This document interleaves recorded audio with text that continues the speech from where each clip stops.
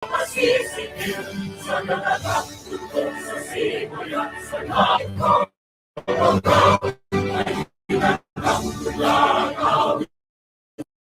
pagkayang minamahal. Sa pagkawat mo'y matupay na manatin. Ang ituwin na araw niyang pamahatin. Lumanang araw ng wakas. Tuwing langit sa pilit mo. Ang ligaya ng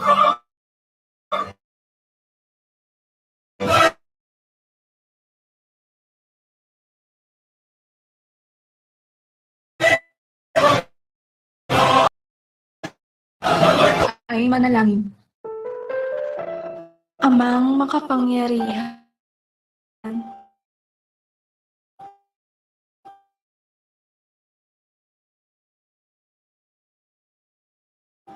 pinupuri at niluluwalhati namin ang inyong pangalan.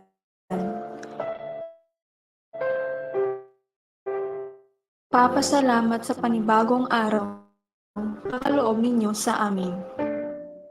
Maraming salamat sa mga pagsubok na nagsisilbing dahilan upang kami ay maging mas matatag at mapagkumbaba.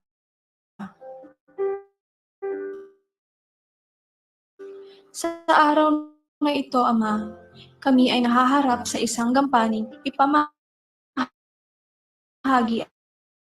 ang aming kaalaman sa aming napangunawa at karunungan upang sa gayoy magkaintindihan ang bawat isa sa amin. Pagpalain mo kami, Ama, upang magampanan namin ng husto ang aming mga tungkulin at magsilbing inspirasyon sa nakararami. Gabayan mo kami araw-araw. Ama, patawarin ninyo kami sa aming mga pagkakasala at naway alisin ninyo sa aming mga puso't isipan ang anumang poot at pagdurusa. Ito ang aming samot dalangin sa pangalan ni Jesus na aming tagapagligtas. Amen.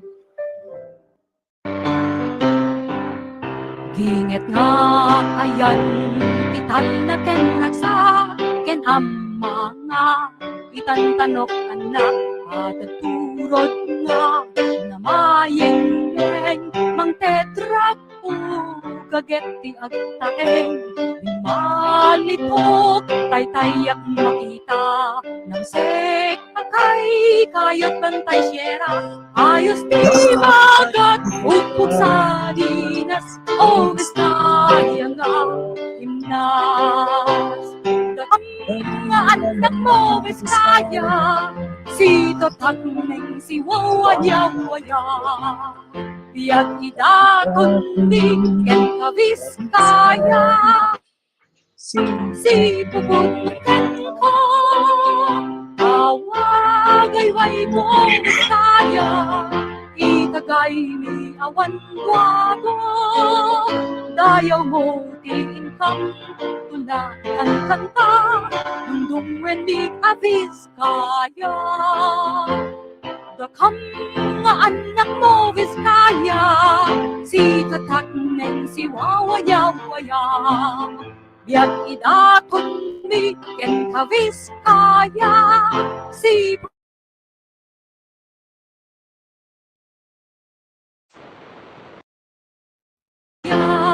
itagay mi awan wago, dayaw mo tinkam, tula ikan kanta, dungdung wendi a Vizcaya.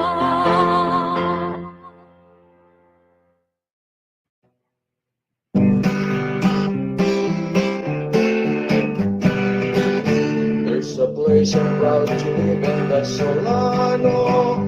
Stands a school that shines with love with alma mater, guiding and leading with a bright tomorrow. In mind, body, heart, and soul, aiming to build a strong and peaceful nation, one built with competence and will, shaped by caliber mentors and leaders. The shot on the tower reach Solano High School, Solano High School. Our loyalty to the liberate, restorations, the noble vision and mission brought us glory, honor, and pride. To the song we dedicate. Solano High School, Solano High School. Till we sing mabuhay. Solano High School, ambitions to implore. Your global graduates, imbued with respect, peace, and love. We are the future leaders of the country, united to build a better world. Onward for progress, Solano High School. You are the source and light of our foundation. Solano High School, Solano High School. Our loyalty will ever reign. For restorations and dreams come true. Thy noble vision and mission brought us fame. Glory, honor, and pride. To the song we dedicate. Solano High School, Solano High School. We sing mabuhay. We sing mabuhay.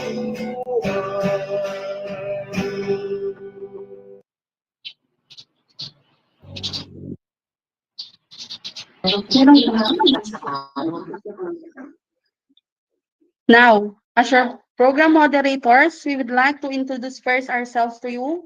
I am Edilyn Ko. And I'm Mia Christina and Lim. Partner, do you know that the first session of Tara Usap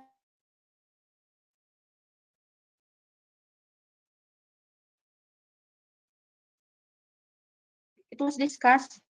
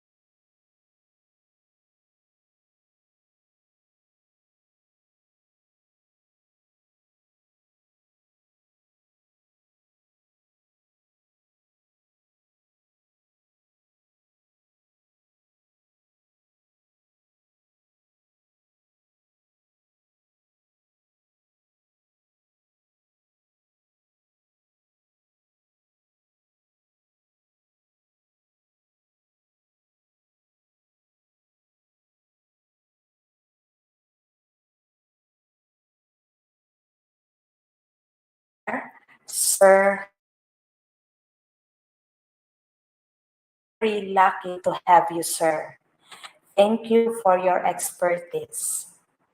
Students, parents, and faculty and staff, let us open our hearts and minds as we listen for today's session.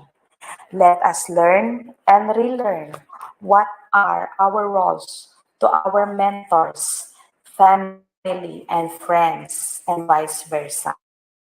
Let us take this moment and let us pause for a moment as we listen to our speaker. Welcome to our second session of Tara Usap, and God bless us all.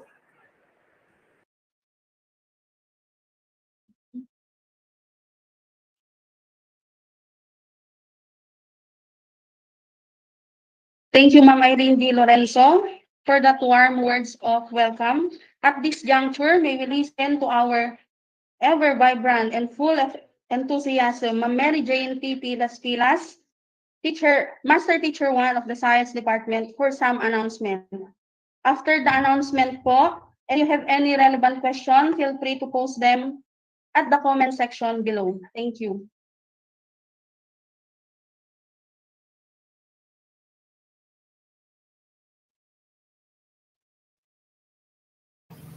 Good morning po sa ating lahat.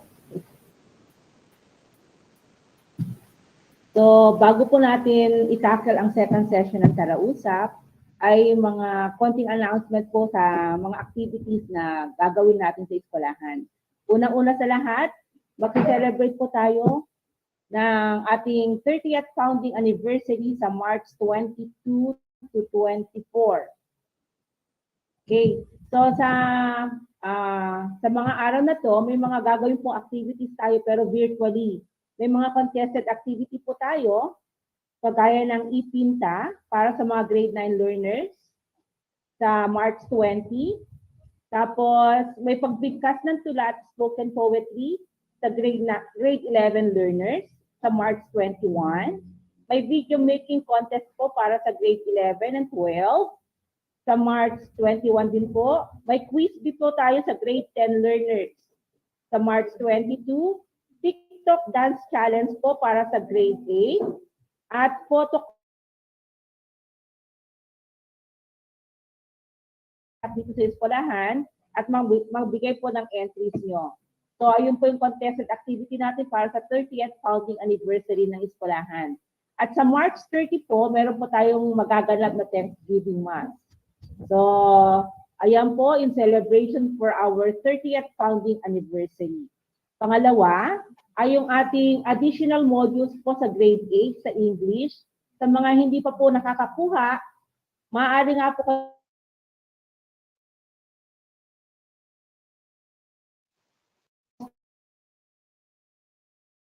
na po ang mga grades sa mga learners natin ngayong Friday.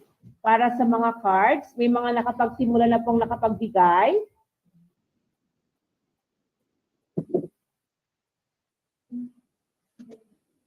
Okay, nakapagbigay na po yung mga ibang sections. Tapos,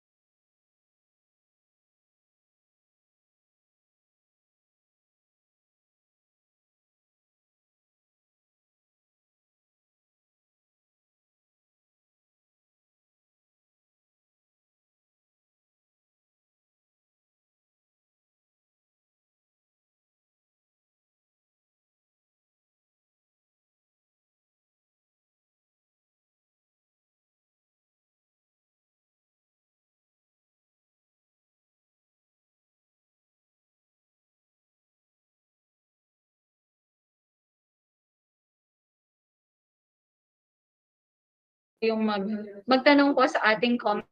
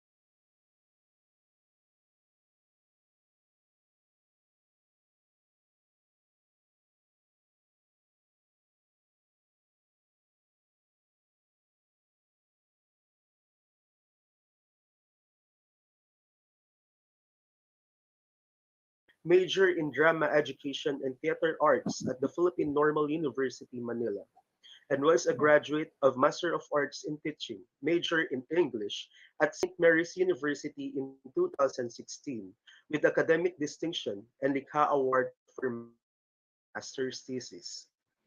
I can also attest to his exceptional leadership skills. In 2009, he was named one of the 10 outstanding students of the Philippines, Region 2, a former Region 2 representative of the 2030 Youth Force in the Philippines, an organization that promotes the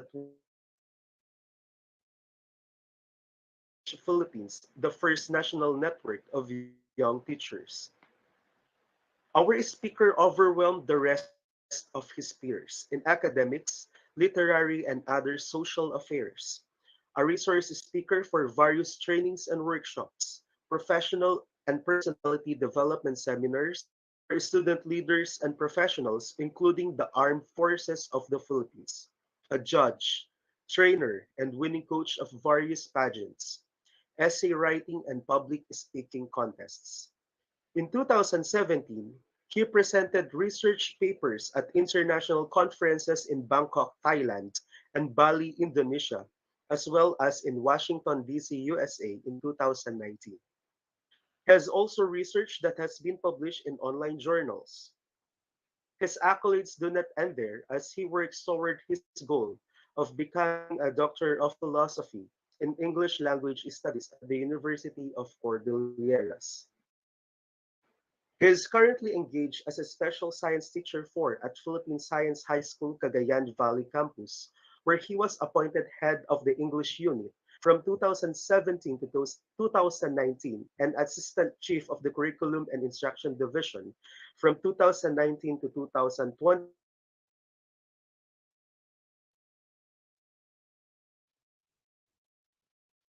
It is with great pride and honor to welcome the Vice Chairperson for Research and Education of the Youth for Mental Health Nueva Vizcaya chapter and a certified mental health coach, first responder program of the Emotional Research Center. Our resource speaker, Sir Hirson Castro Tolentino.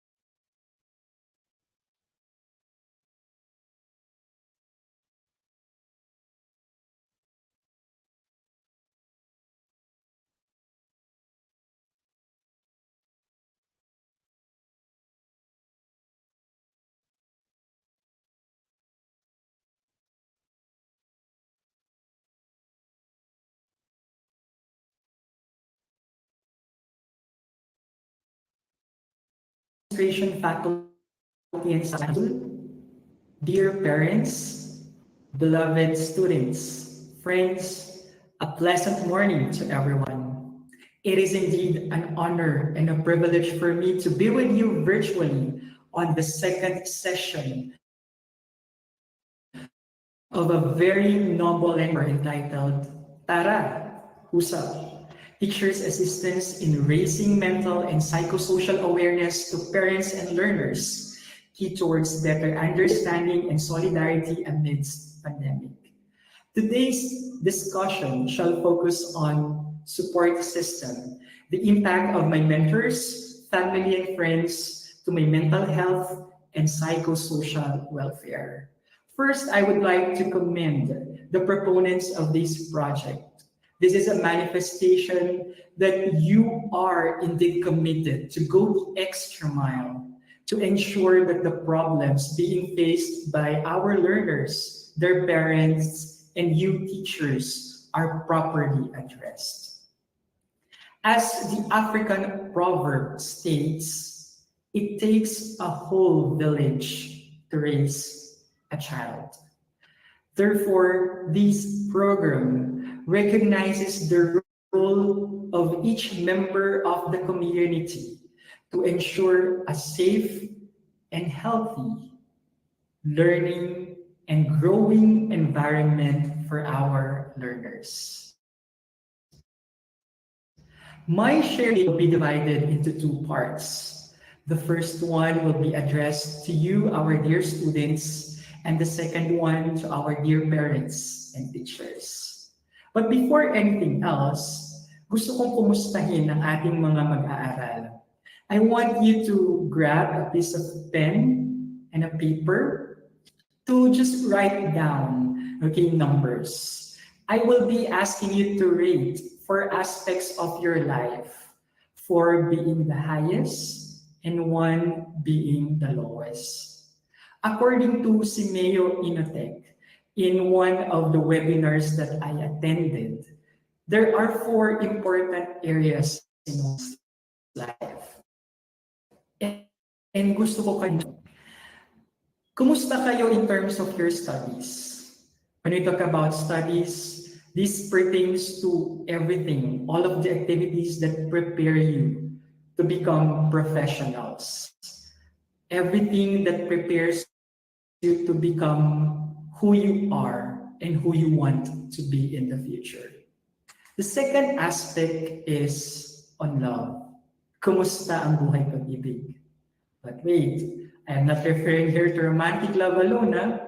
Baka isipin nyo, yung mga may jowa lang ang dapat kumustahin dito. So yung mga single dyan, huwag kayong ano. When I say about love, I'm referring here to the love and affection that you receive and that you radiate towards yourself, towards your family, your friends, your teachers, your classmates, and of course, to someone out there. The third aspect is about health. How sound is your mind and body? I hope that you consider yourselves healthy at this point in time. And the last one is about play. Play refers here to all activities that you do without being graded. It refers to activities that you just enjoy doing for the sake of, trying to imbibe positive vibration. Kayo dito, asa ng 4, asa ng 3,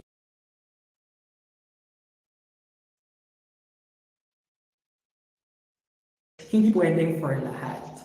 Because winner, that doesn't mean more. We have to strike a balance sa 4 na aspetong ito ng ating buhay. And we can say that there are challenges that we face in each of these. And when we talk about challenges, sometimes we try to incorporate it with stress.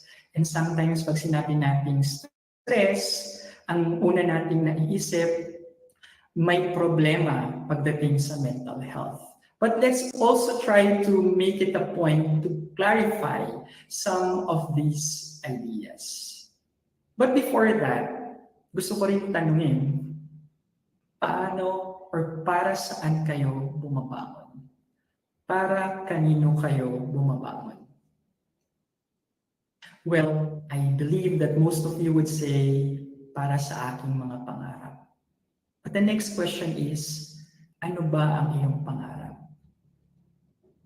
Well, majority of you would say na pangarap kong makapagtapos sa pag-aaral. Pangarap kong magkaroon ng magandang trabaho.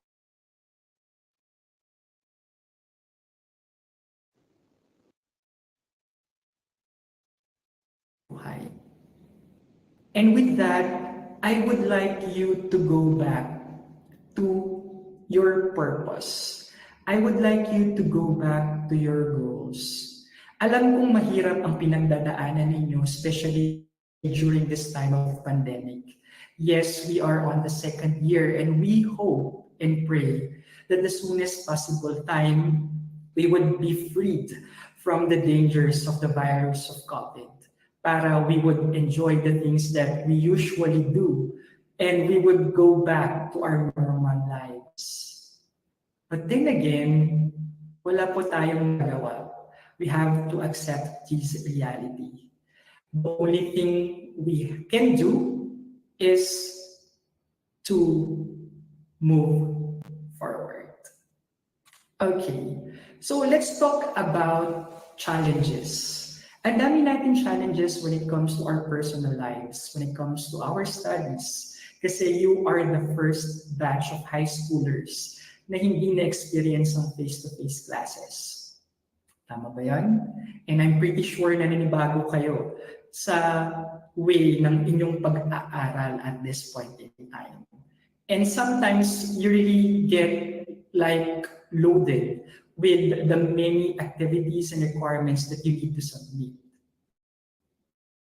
And so, when you feel like everything, okay, is something that makes you feel so down, ang lagi niyong naiisip is, stress ako. Pero ano nga ba ang stress? When we talk about stress, it's a normal reaction of the body when there are changes or emotional causes. These external causes could be tight deadlines, okay, submissions, a lot of submissions, probably and so forth. So these are just some of the challenges where you would say that I'm stressed. But don't worry, that's perfectly fine. That's normal. Pero kapag stressed tayo, we have to do something and get these things resolved. Kasi pag na-resolve na ito, we can say na hindi na tayo stress. But what if tuloy-tuloy pa rin na nararamdaman natin ang stress? The word anxiety. Ito na yung nararamdaman natin na we're anxious. And don't worry, ang feeling of anxiety is also a normal reaction of the body. It's actually characterized by persistent feeling of apprehension or dread in situations that are not actually threatening. But for us, we deemed it as something na nakakapagod, something na hindi kaya. And so, we try to evaluate our responses to these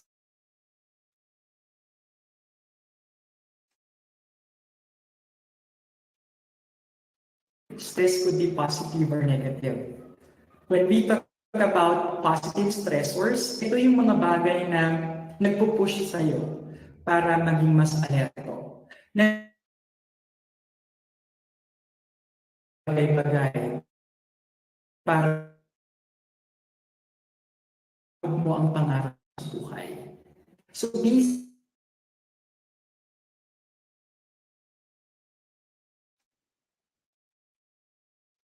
on the other hand, when we talk about negative stressors, these are stressors that really get into the nerve. When you feel like you don't have the energy, when you feel like ayaw mo nang mabuhay, when you feel like sobrang pagod ka na. These are negative stressors. But then again, we try to go back. Our response to these stressors would definitely determine the level of stress that we would feel. And so, I would like you to think of the challenges that you have, especially sa pag-aaral. Kasi our focus is to help you strategize. Our focus is to help you cope with the many challenges brought by the distance learning or modular learning because of this pandemic.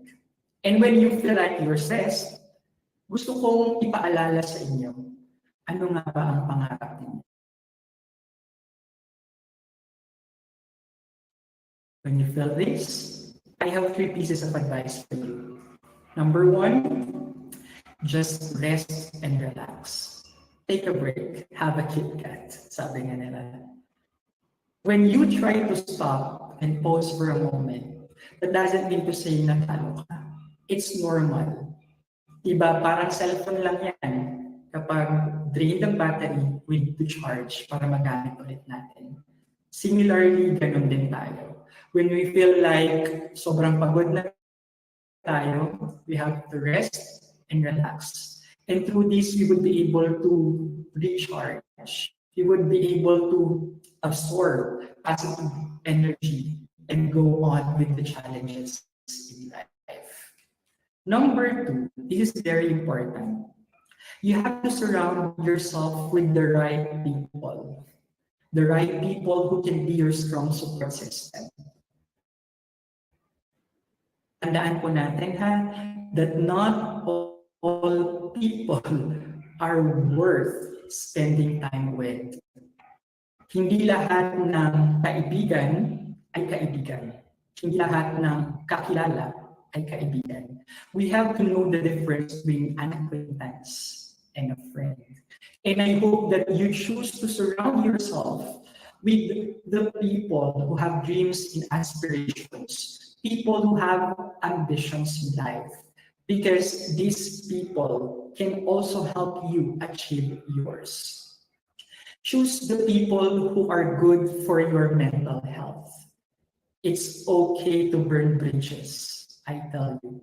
Let's normalize things. If the friends you have now do not help you grow, if the friends you are now are not helping you with the things that you need to do, if your friends right now are not giving you the motivation, the right motivation to study well, then probably it's high time to change the circle of friends that you have. Sabi nga nila, friends could be few as long as they are good. Aside from friends, we always have to remember that we have our family. Sabi nga nila, kahit iwanan tayo ng ating mga kaibigan, our family will always be there. So always find time to spend quality time with your family as well. And of course, do not forget that few of the right people that you have to interact with are called teachers.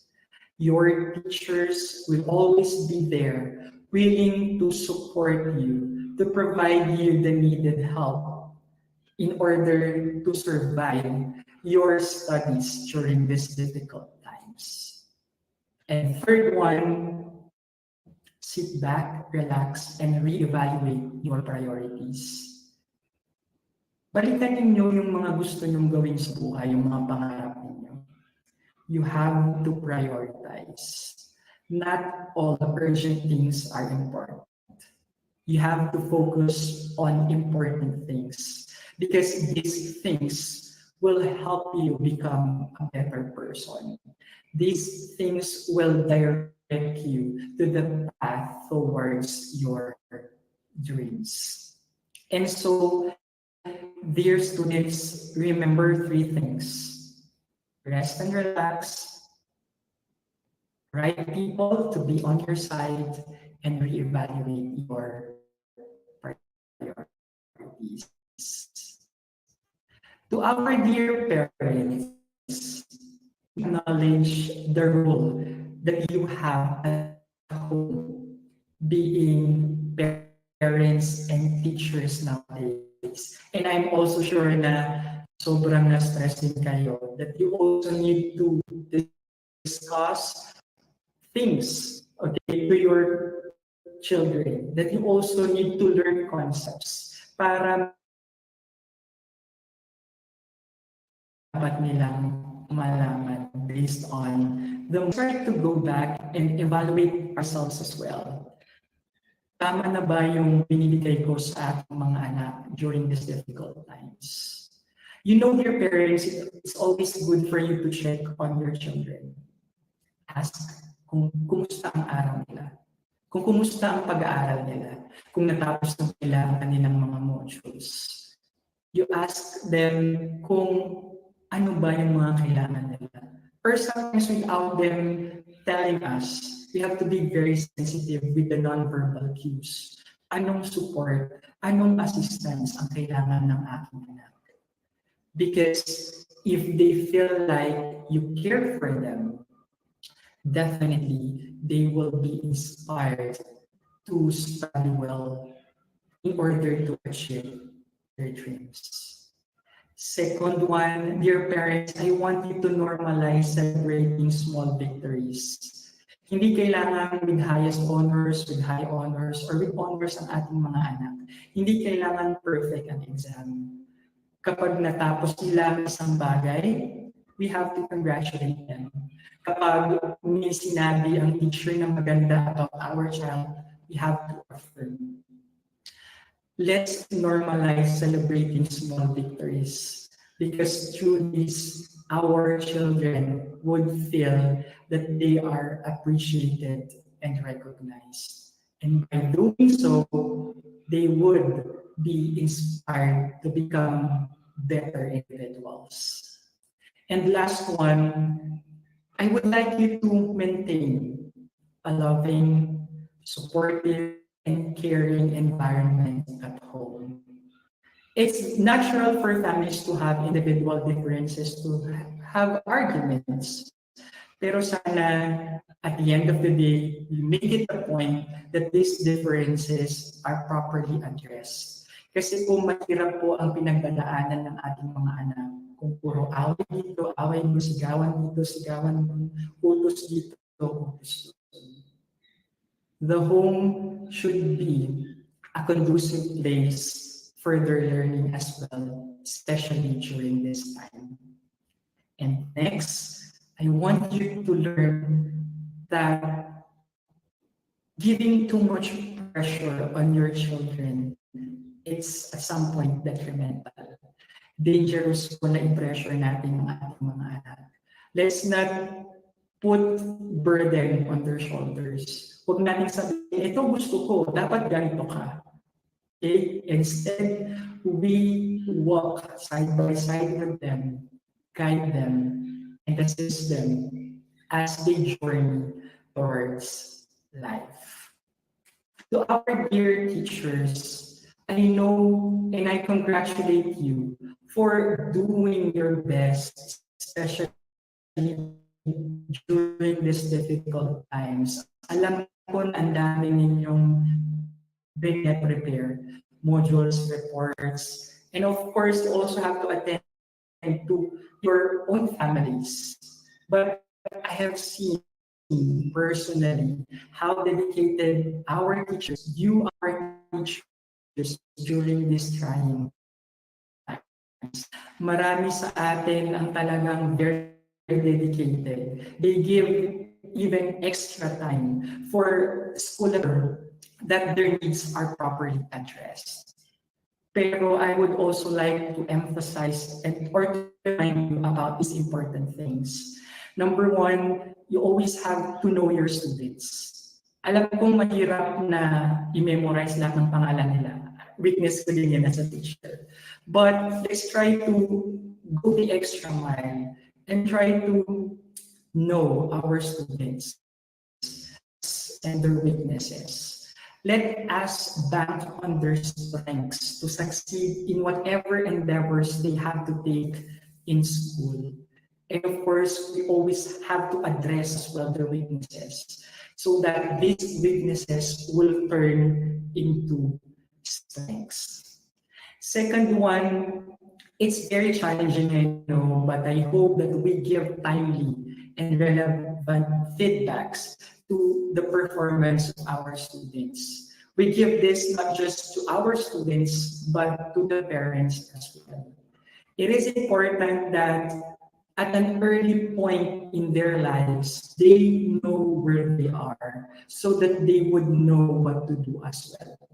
Kapag alam natin na nahihirapan sila, kapag nasabi natin na hindi ito yung or hindi tama yung pagkakaintindi or ginagawa nila, I'm pretty sure that they would also do some adjustment.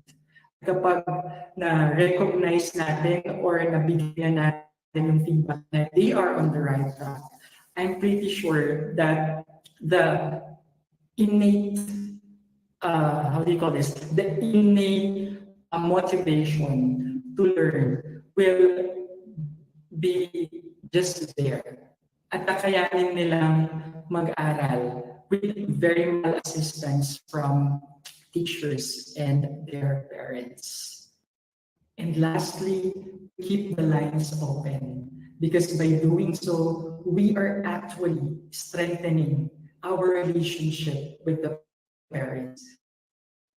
And when we have a strong partnership with the parents, it would be an avenue for you to discuss important matters about the strengths, about the weaknesses, about the development of our learners. Our learners look up to us, dear parents and teachers. I hope that we be role models of positive values. We be role models of optimism. We be the image of hope, determination, patience, perseverance, and discipline. Because if they see this from us, definitely they will follow. And so I would like to conclude this sharing by saying this to our learners: huwag na huwag kayong susuko. Lumaban para sa pangarap. Ang inyong paglaban sa inyong mga pangarap ay hindi lamang para sa inyong sarili.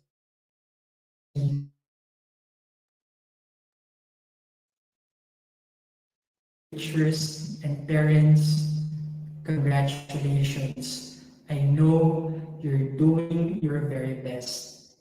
Keep that passion burning. Once again, good morning and have a great day.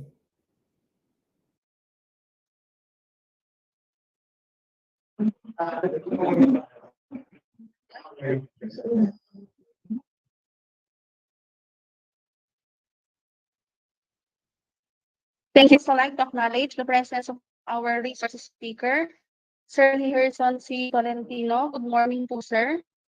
Good morning po sa ating lahat. Good morning po to the administration, faculty, and staff, dear parents, and to our learners. Magandang umaga po.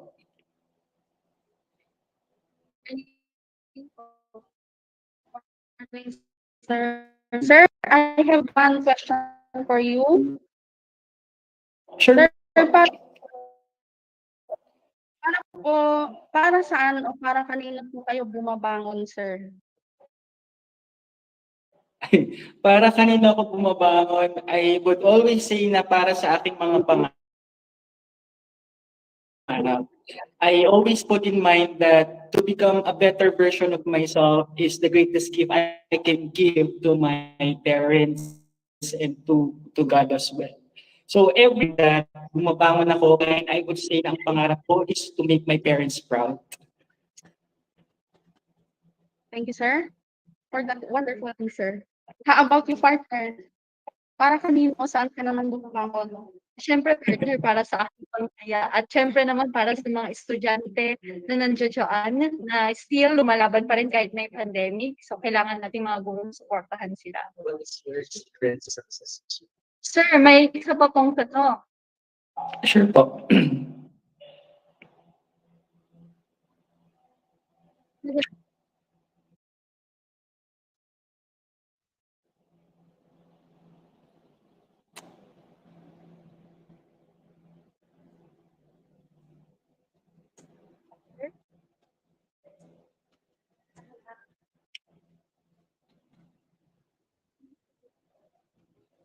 sir? Yes po, ma'am. Sorry po, medyo nag-lag. Ano po iyon? Ano po yung sikretong ingredients or ano po yung sikreto niyo, sir, kung bakit successful po kayo ngayon? Any tips po? Okay. I would be very hindi to etos na sagot, but I would say na I actually have the right people behind me. When I was in elementary up to college, I felt the support of my teachers. Naramdaman ko na the teachers were always there for me to guide me and to provide, the necessary assistance that I need to go on with my studies. Aside from that, I would also say na yung family ko, laging nandyan para sa akin.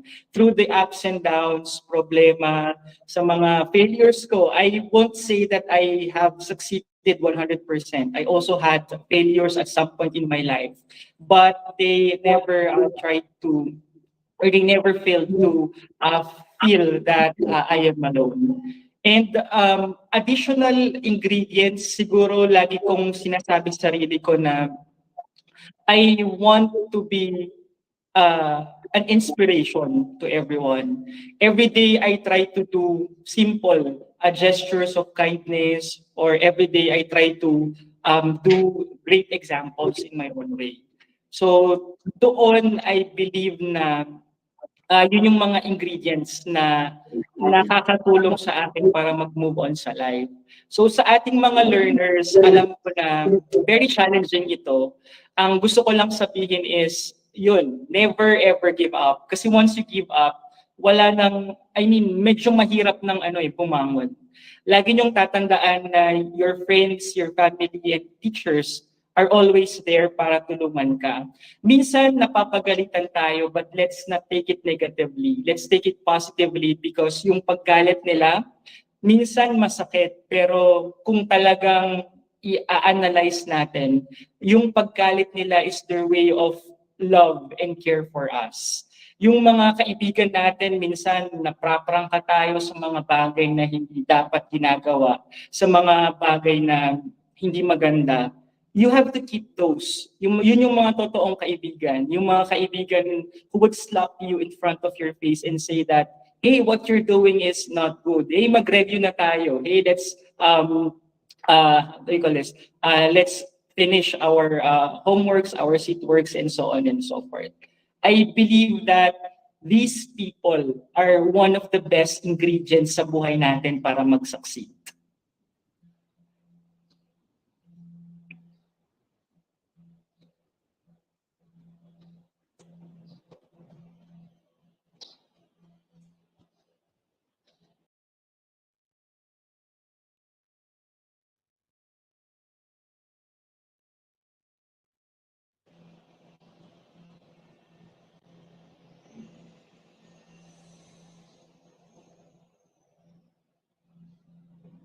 Narinig po ba, ma'am?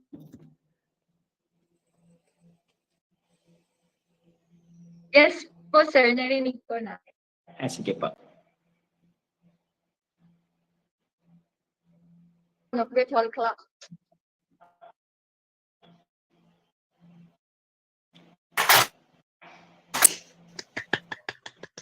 Lecture he has given us. We hope that everybody have learned a lot, because it will help us in dealing with our mental health, especially in time of this pandemic.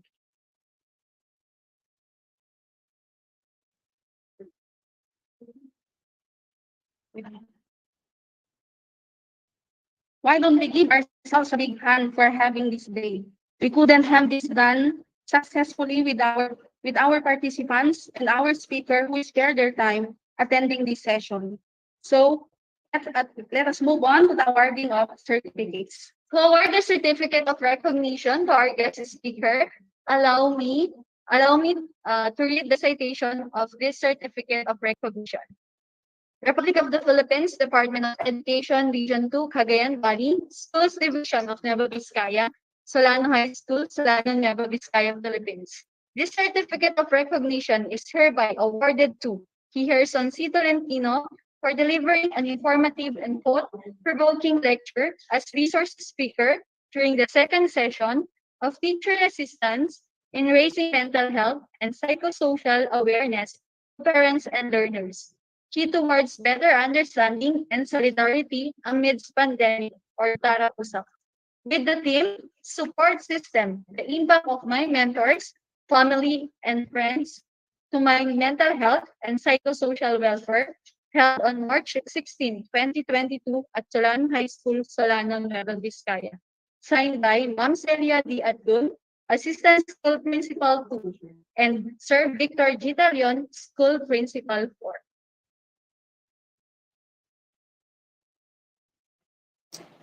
Maraming salamat po. Thank you, din.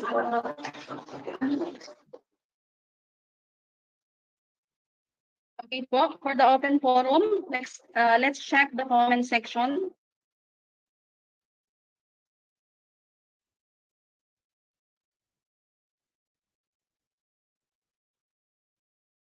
Let's check with the comment section if there are questions po.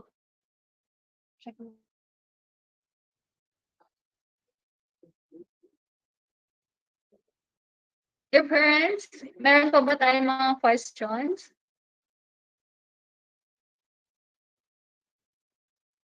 Sa mga teachers po natin, kung wala pong questions coming from the parents, so pwede pong mag-entertain si Sir Hiherson ng questions nyo regarding po sa diniscuss niya pong topic kanina.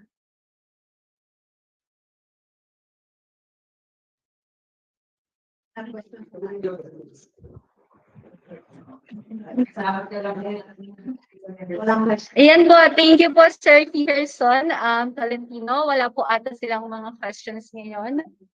Pwede po Sige po. yung messenger. Ayun po, thank you so much for your time. Maraming salamat din po. If there's anything po I can help along the way po, just feel free to message me po or si Christian. I'm more than willing po to assist